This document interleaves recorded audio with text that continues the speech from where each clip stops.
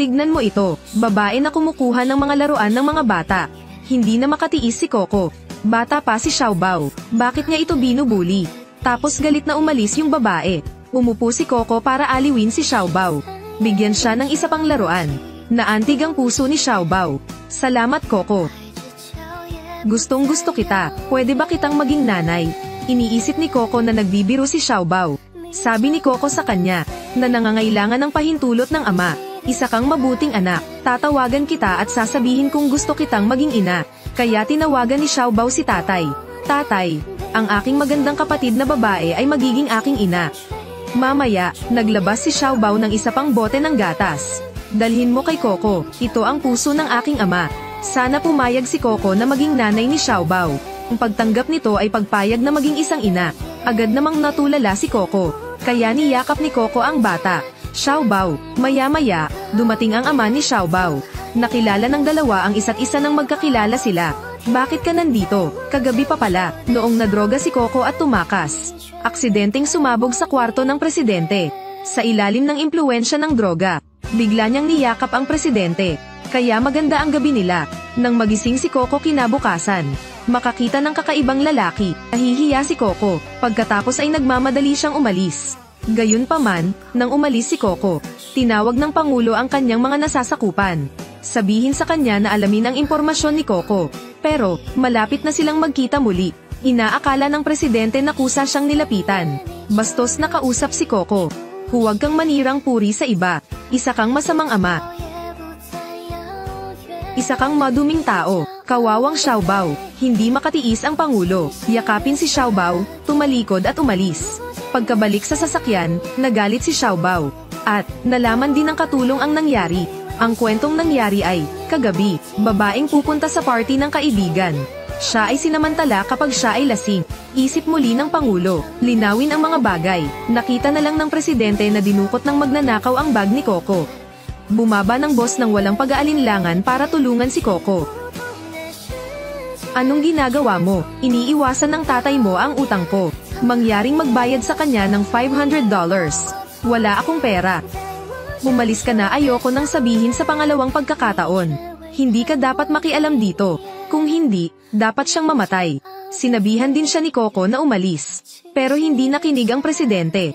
Sa halip, inatake ng Pangulo ang mga bandido. Nakita niya, magtaas ng patpat at hampasin ang Pangulo. Ngunit binatikos ng Pangulo, ilabas mo siya dito. Hindi madaling pakitunguhan ang Pangulo. Umalis ang mga magnanakaw dito. Pagkatapos,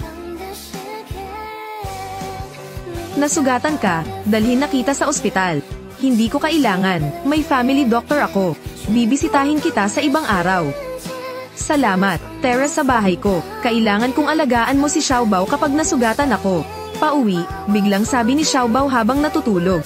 Si Xiaobao ay hindi bastardo. Nagkatinginan silang dalawa sa katahimikan.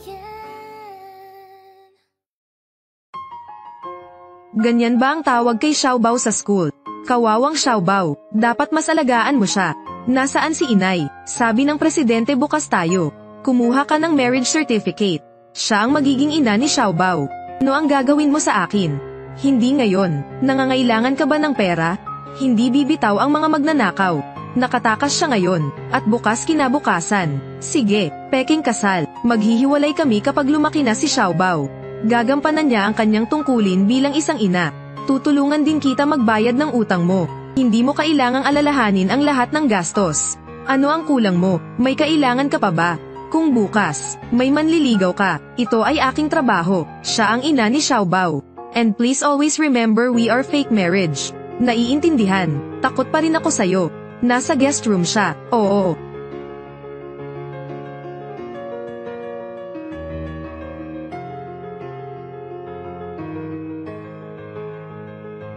Hayaan mong lagyan ko ng benda ang iyong sugat.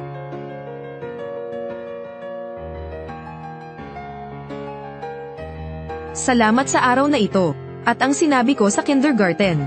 Taos-puso akong humihingi ng tawad sa iyo.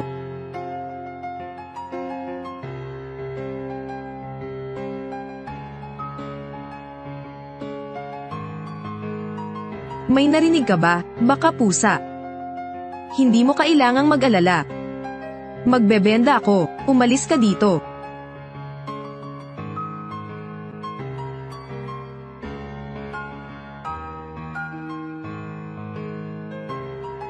Mangyaring buksan ang pinto.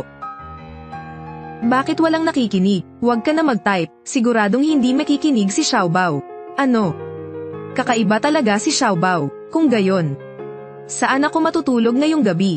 Natutulog sa sahig. Ako ay isang lalaki, bakit ang isang babae ay natutulog sa sahig? Gusto mo bang makisalo sa akin ng kama? Coco, let me tell you, fake marriage lang tayo. Sige, sa sahig ako matutulog.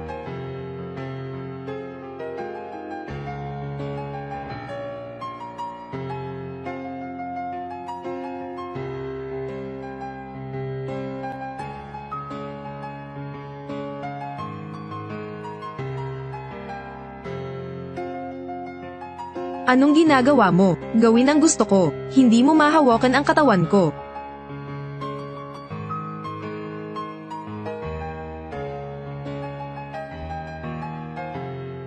Ang lalaking ito ay hindi nakakainis gaya ng nakikita niya.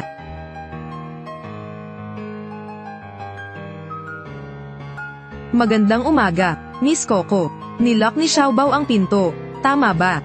Walang ginagawa si Xiaobao. Miss Coco, nakitulog ako sa tatay mo kagabi. Lahat salamat kay Xiaobao. Gusto ni Xiaobao si Coco Ani bilang kanyang ina. Gusto ni Xiaobao si Coco Ani pero hindi gusto ni Coco Ani ang kanyang ama. Sabi ni Coco, ayaw ni Coco Ani sa mga katulad ng ama ni Xiaobao. Si Coco na ang nanay ko. Tama iyan. Sa TV na nagsasabing huwag magtiwala sa iyong mga magulang. May tiwala talaga ako sa mga magulang ko. Nakahiga si Xiaobao sa kama habang nanonood ng TV kagabi. Hindi maganda sa lahat. Si Xiaobao ay isang mabuting mag-aaral. Si Xiaobao ay palaging napakahusay. Pag-uwi ng mag-ina, narinig niya ang kwento, single ka pa rin. Bakit hindi makipagkilala sa isang babae? Huwag mo akong alalahanin. Nako, sino ba ang hindi nakakaalam na ang ating Pangulo? Single siya hanggang ngayon dahil kay MS Luo. Tumahimik ka. Kapag nagpakasal na ako, hindi mo dapat sinasabi yan. Imposible. Talagang iginagalang niya ang munting katulong sa pagtuturo. Hindi ka deserve ni Coco. Hindi ka panipaniwala. Dad, ikaw ang masamang tao. Pinakamamahal mo ba ang iyong ina? Daddy, tell me. Nagsisinungaling lang ako sa iyo, boy. Xiaobao, huwag mong istorbohin si tatay at tito na nag-uusap. Akyat tayo sa taas at maglaro ng mga laruan. Huwag mo akong kausapin. Gusto ng presidente ang isang babaeng katulad niya. Oo, asawa ko si Coco. Igalang mo siya. Hindi ito ang katotohanan. Jiang Zhu, maaari ka nang umalis.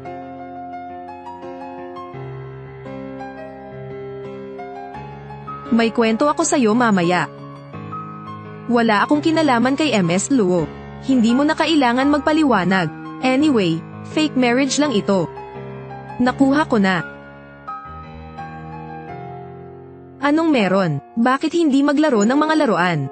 Kailan babalik ang tatay mo? I miss you so much, Dad. Alam mo ba kung nasaan si Papa? Hindi, sasama ako sa nanay ko para hanapin ang tatay ko.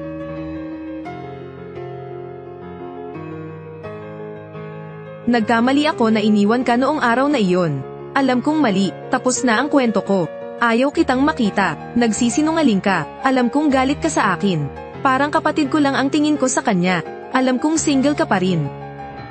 Sinabi ko sa kanya iyon, may asawa na ako, paano magiging karapat-dapat sa iyo ang babaeng taga-bayan?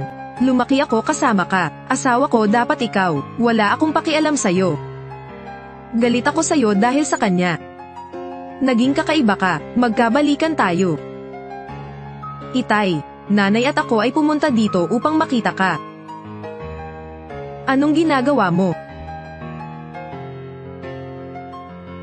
Ako ay humihingi ng paumanhin. Nakalimutan ko, ayaw niya sa mga taong walang disiplina. Paalala, naaalala mo ba si Tita Luo, Xiaobao? Hindi kita kilala, nakalimutan kita, mangyaring lumabas. Sabi niya sa kanya na lumabas. MS Luo. Si MS Luo ang kausap ko. Pakinggan mo naman ako magpaliwanag. Ikaw at siya, walang kaugnayan sa lahat.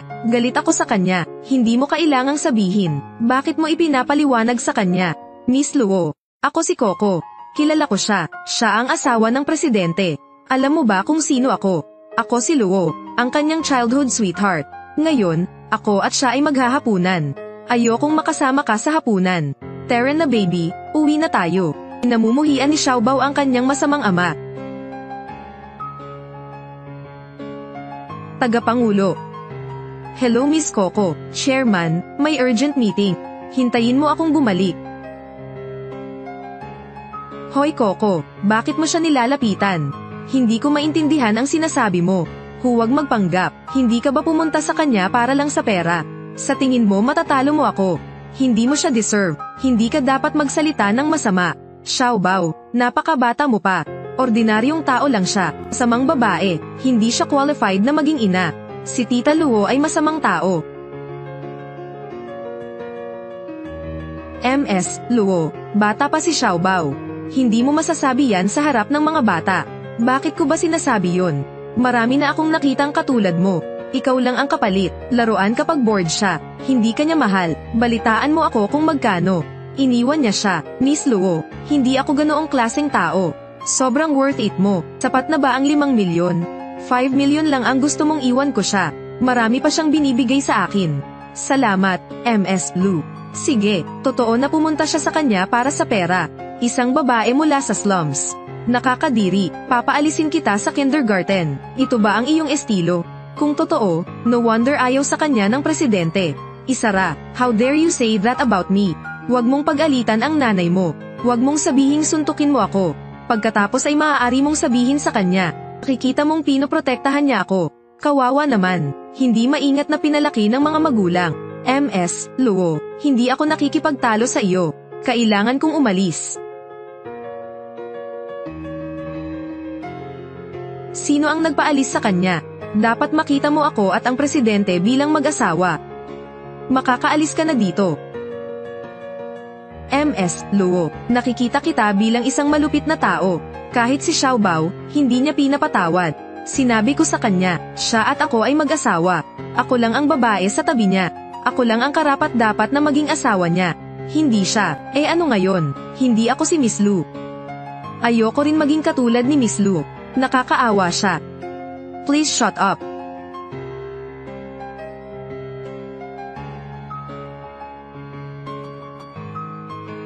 Tita Lu, huwag mong patulan ang iyong ina.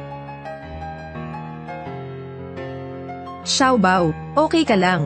Coco, napakalupit mo. Tinulak niya si Xiaobao. Dahil nagsiselos siya sa relasyon ko sa kanya. Tinulak niya si Xiaobao, anak ng ama. Hindi ko pinipilit si Xiaobao. Xiaobao, gumising ka. Hoy doktor, punta ka agad sa bar. Kung may mangyari si Xiaobao, hindi kita mapapatawad. Honey, sinabi ko lang sa babaeng ito. Kami ay nagmamahalan. Nagsasabi lang ako ng totoo. Ilang salita lang ang nasabi ko. Dahil dito, itinulak niya si Xiaobao gamit ang kanyang mga kamay. Bata pa si Xiaobao. Gusto kong marinig magsalita si Coco. Hindi, nagsisinungaling siya. Hindi ko alam kung bakit nahulog si Xiaobao. Naniniwala ka ba sa sinasabi ng babaeng ito? Sama mo siya para lang sa pera. Ayaw niya kay Xiaobao. Tama ba, Coco? Hindi totoo. Siniraan niya ako. Ilang salita lang ang nasabi ko. Hindi ko talaga pinipilit si Xiaobao.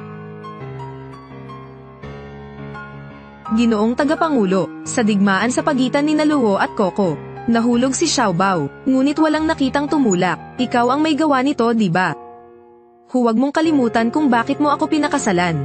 Bago siya nagpakita, maayos si Xiaobao sa loob ng maraming taon. Ngunit kapag dumating siya, nagsisimula siyang gusto ang iyong ina. Ano ang nangyari sa hotel noong araw na iyon at ikaw ay nasa utang?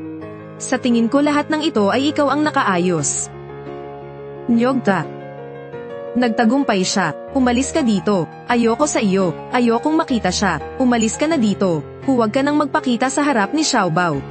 Umalis dito. Mahal ko si Xiaobao. Gusto kong makitang gising ang baby ko. Mabait si Xiaobao. Magiging maayos ang bata. Ginoong Tagapangulo, nawala ng malay si Xiaobao. Ngayon ay gising na ang bata ngunit nangangailangan ng pahinga. Ang Pangulo ay maaaring pumasok at makipagkita sa kanya ng mag-isa. Xiaobao. Okay ka lang ba? Daddy gusto na kitang makita. Xiaobao, makinig ka sa akin. Magpahinga ka muna. Si Coco ang nagtulak sa akin pababa. Ang ganitong uri ng tao ay hindi mabuti. Hindi sinasaktan ni inay si Xiaobao. Baby, natinulak ka pababa. Tinulak ako ni Tita Luo sa lupa. Anong sunod na mangyayari? Ano ang gagawin ng pangulo sa isang babaeng malupit at pakana?